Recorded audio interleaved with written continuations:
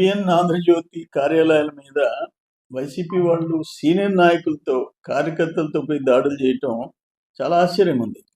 అదే కన్నా మేము చేయాలంటే సాక్షి పేపర్ ఒక్కరోజు బయట రాకూడదు.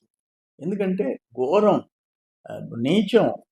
అది కాదే మీ అంబటి రాంబాబు గారు, కాకాని గోవర్ధన్ రెడ్డి గారు, మాజీ మంత్రులు వాడిన భాషకి అంత ఘోరంగా రాధాకృష్ణ గారు రాశారా?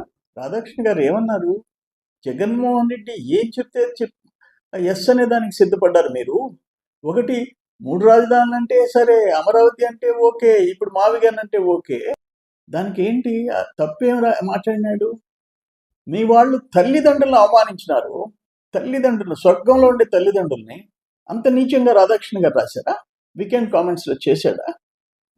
అరే, సొంత తల్లి గురించి ఆయన శివప్రసాద్ రాచమల్లు మాట్లాడింది బ్యానర్ ఐటమ్ సాక్షిలో, లోపల ఫుల్ షీట్ సాక్షిలో, ఫుల్ షీట్.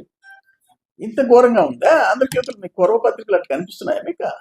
మీ సొంత చెల్లి, సొంత తల్లి గురించి పేజీలు మీరు మహిళల గురించి, మహిళల గౌరవం గురించి మాట్లాడతారా? ఇది ఆశ్చర్యంగా ఉంది.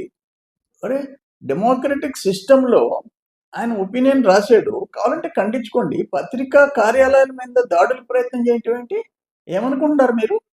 ఇది కరెక్ట్ కాదు, ఇది కరెక్ట్ కానే కాదు.